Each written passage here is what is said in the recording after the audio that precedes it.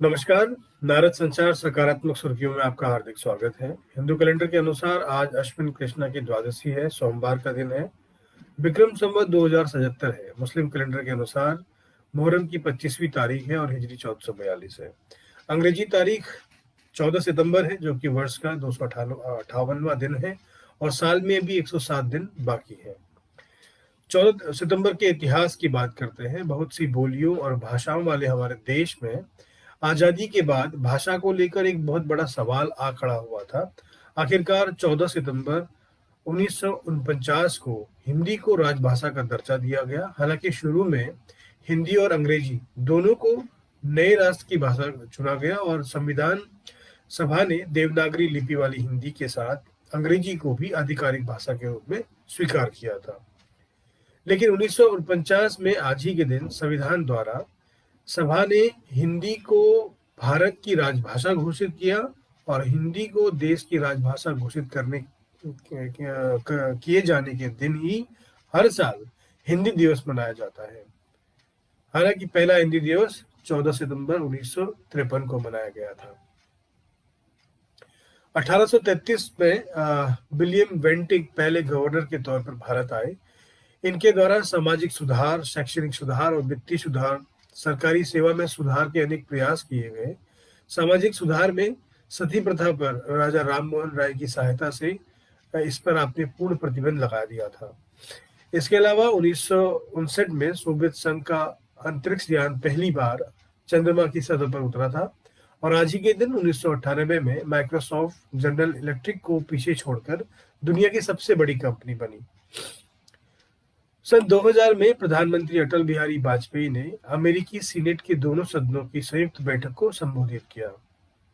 रुक करते हैं आज के समाचारों की सकारात्मक सुर्खियों की ओर। अगर आप एक स्टार्टअप हैं या अपना स्टार्टअप शुरू करने की सोच रहे हैं तो आपके लिए अच्छी खबर है। स्टार्टअप को अब ज्यादा सपोर्ट देने की तैयारी चल रही है। Department for promotion of industries and internal trade यानी डीपीआईटी देश के स्टार्टअप को सपोर्ट देने के लिए दो स्कीम पर विशेष तौर पर काम कर रहा है। ये स्कीम लोन गारंटी की और शुरुआती पूंजी से जुड़ी हुई है।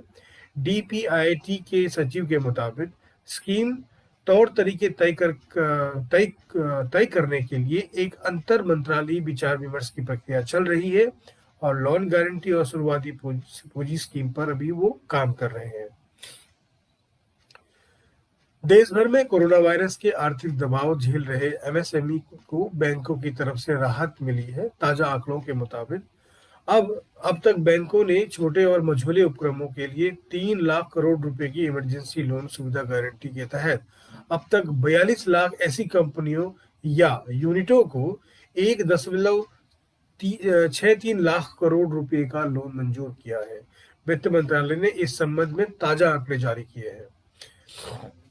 एमएसएमई सूक्ष्म लघु और मध्यम उद्योग सेक्टर के लिए एक अच्छी खबर सामने आई है।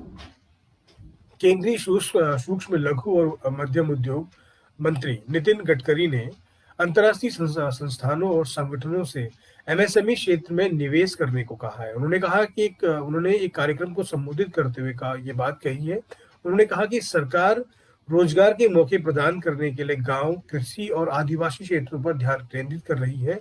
उन्होंने ये भी कहा कि आने वाले सालों में एमएसएमई सेक्टर भारतीय अर्थव्यवस्था को आगे बढ़ाएगा।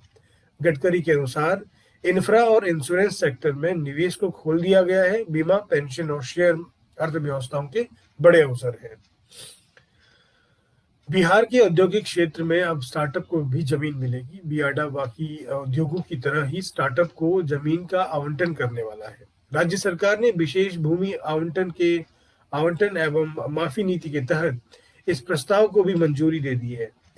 इसके पीछे मकसद बिजनेस के क्षेत्र में नवाचार को आगे बढ़ाना है। बता दें कि केंद्र सरकार द्वारा गत दिवस जारी की गई राज्य की स्टार्टअप रैंकिंग में इनोवेशन लीडर तैयार करने के मामले में बिहार देश में अव्वल रहा था। मास्टर ब्लास्टर सचिन तेंदुलकर अपने समय में जितने बड़े खिलाड़ी रहे हैं, असल में वो उतने ही अच्छे इंसान हैं। वो समाज के कमजोर वर्गों के लोगों की मदद के लिए हमेशा आगे रहते हैं।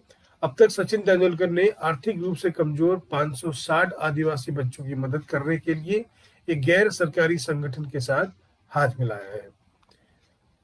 हमारे सकारात्मक सुर्खियों के संदर्भ में आपके सुझाव और इसे आम जन तक पहुंचाने में आप सभी का योगदान अपेक्षित है, ताकि सभी के दिन और जीवन में सकारात्मकता का संचार रहे। इस संदर्भ में आप हमारी वेबसाइट naradsanchar.com पर भी जा सकते हैं। आप स्वस्थ रहें, मस्त रहें, आपका दिन शुभ हो। नमस्कार।